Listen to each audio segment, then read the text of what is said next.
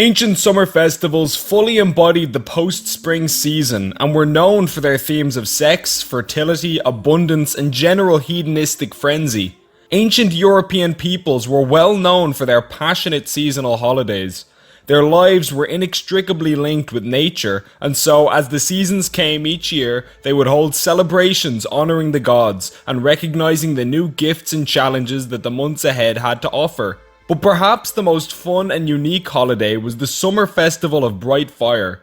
Beltane or Beltane is one of the 4 Gaelic seasonal holidays and marks the arrival of summer. For thousands of years, Gaelic people in Scotland, Ireland and the Isle of Man have ushered in the good weather with remarkable celebrations, and it plays a big role in the region's mythos. In the 11th century Irish manuscript Labor Gabála Éireann, or the Book of Invasions of Ireland, it records that the first settler on Irish shores arrived on Beltane. It was also supposedly the day that the famed Tuatha Dé Danann were defeated in battle. This is Ancient Origins, and today we'll be exploring 5 amazing pagan traditions. This is how the ancients celebrated Beltane. Subscribe for more fascinating historical videos like this one. Number 1. Cattle Spell. Almost any Beltane celebration would have contained a great emphasis on ritualistic fire. In fact, the name of the holiday means Fire of Bel in Gaelic, Bel being a Celtic sun god. This was partially a symbol of the summer's passionate nature, but also had a real important function to the Gaels. They believed that these rituals would protect them from both physical and supernatural harm, like disease, dark magic, or the wrath of vengeful gods. They carried out rituals to protect their crops during the harvest season and encourage their animals to stay healthy. One example of such a ritual is described in the medieval Irish manuscript Sanus Cormac. According to the text, the Gaelic druids would light 2 fires while saying spells and incantations and herd the tribe's cattle between the 2 flames. This was supposed to protect the livestock from illness, which was vital as cows were unbelievably important to the survival of Gaelic society. Number 2. Sacrifices and burnt offerings.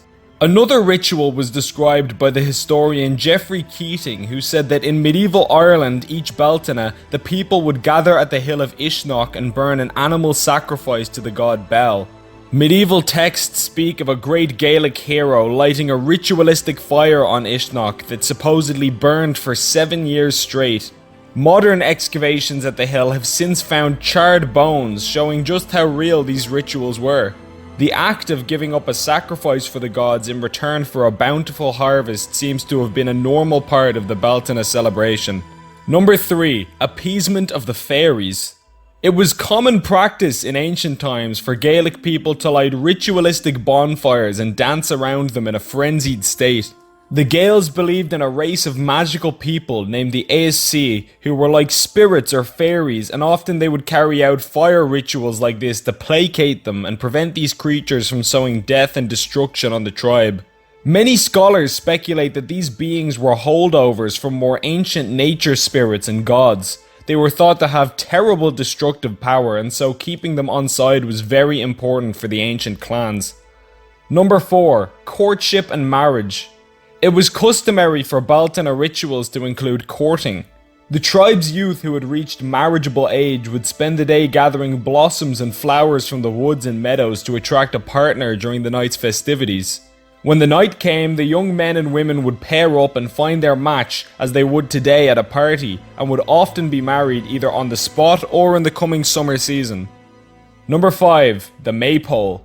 The Maypole was a tall wooden pole raised up during Beltane and other northern European folk traditions.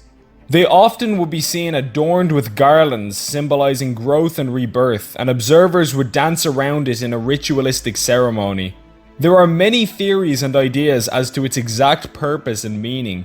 Some suggest that it may be phallic imagery supposed to represent the manhood of a fertility god, and that the dance was to harness divine fertility and potency for the coming season.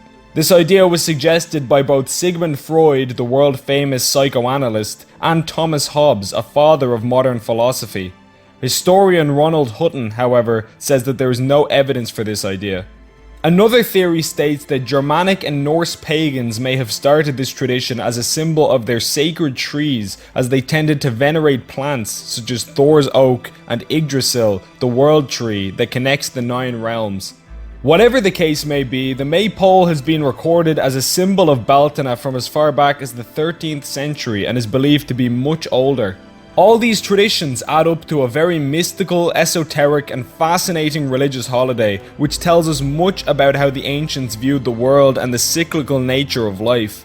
The holiday of Beltane is even celebrated by some today as a joyous and bright occasion of revelry and feel-good summer memories. This has been Ancient Origins. Subscribe for more fascinating historical videos like this one. As always, thanks for watching.